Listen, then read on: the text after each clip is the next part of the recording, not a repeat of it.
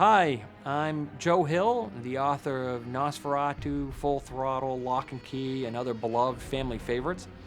But in a former life, I was a child actor, a truly atrocious child performer who appeared for about 5 minutes in the horror classic Creepshow. I was the kid named Billy whose abusive father takes away his horror comics, and Billy gets even by savaging dear old dad with a voodoo doll at the end of the picture. And in a weird twist of pop culture fate, I wound up writing a short story called By the Silver Waters of Lake Champlain, which is now an episode in the Creepshow series on Shudder. What is that? Yeah, boy, I have a really strange relationship with Creepshow that goes back to before the beginning. So my dad's the novelist Stephen King, and he became friends with George A. Romero in the late 70s, and they wanted to do a project together that would honor the terrific horror comics of the 1950s that were ultimately banned by a congressional inquiry into juvenile delinquency. So my dad and George Romero grew up loving Tales from the Crypt and Vault of Horror and all those great titles. They wanted to do something that would reflect their appreciation of those terrific gory comics from the 50s. So they came up with Creepshow, and my dad agreed to take a part in it as Jody Verrill, who is this country hick who winds up turning into a giant talking pile of moss.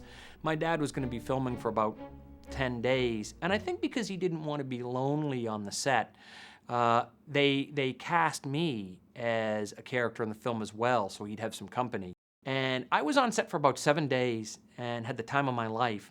And there was like no on-set, nanny or babysitter, no kind of sense of, appropriate childcare or anything. And so they put me in the custody of Tom Savini for the entire week. And I spent a whole week watching him artistically disfigure movie stars and invent these incredible, frightening creatures, whole cloth out of his imagination. And by the time I left the set of Creepshow, I knew what I wanted to do with my life. I wanted to murder people in inventive ways and create fabulous monsters. And that is, in fact, what I actually wound up doing. I just wound up doing it on paper with words instead of with latex appliances and Karo syrup to look like fake blood. Rose! By the Silver Waters of Lake Champlain is this kind of a riff on the fiction of Ray Bradbury, in particular his story, The Foghorn. It's about some kids who live near the beach on Lake Champlain, and one morning they find the washed up corpse, which they presume to be the body of Champ, the famous lake monster that has been sighted in Lake Champlain. Look. Interesting piece of trivia about the Lake Champlain monster. Many people are incredulous or skeptical that an ancient dinosaur could live in a lake in upstate New York. In fact, there is a news story that dates from the 1920s that recounts a ferry striking the monster, receiving quite a bit of damage, and the groaning monster was seen by dozens of eyewitnesses as it slipped back into the water. So that is also sort of the kernel of the story, this collision with the ferry that apparently took place in the 1920s. You can doubt it if you want, but at the time it was accepted as gospel. It's cold. Is there anything more disgusting than cold meatloaf?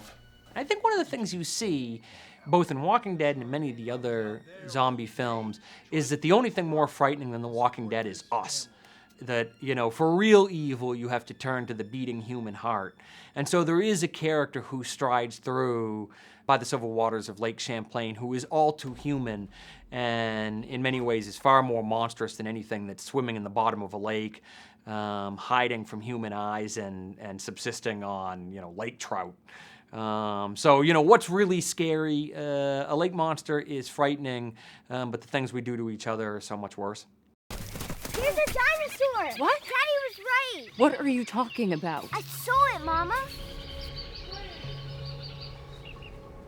I think it's just amazing that, that Creepshow is coming back and that they're doing one of my short stories and that the director of that short story should be my old babysitter, Tom Savini. I'm just so excited by that and blown away, and I think he's such a remarkable director. So personally, I can't wait to see what he comes up with, and I'm so glad I had a chance to work with him again. Sometimes life really is like a novel, where things come full circle, where you get something like closure. Sometimes the world really is like a snake eating its own tail. And I sort of feel Tom Savini directing a story that I wrote for a series based on Creepshow is a case of that. Is Rose home? Thomas, this might not be a great time. If I was going to talk about what makes a great episode of Creepshow, I would say being able to tell a perfectly enclosed little story that has a good punchline. It doesn't need to make you laugh to have a good punchline. It just has to land and make you feel shocked, horrified, moved. And if it makes you laugh too, that's great as well. So that's kind of, I think, a good little horror story almost has the structure of a joke, and with the payoff of a good joke. And I think people will get that in Creepshow.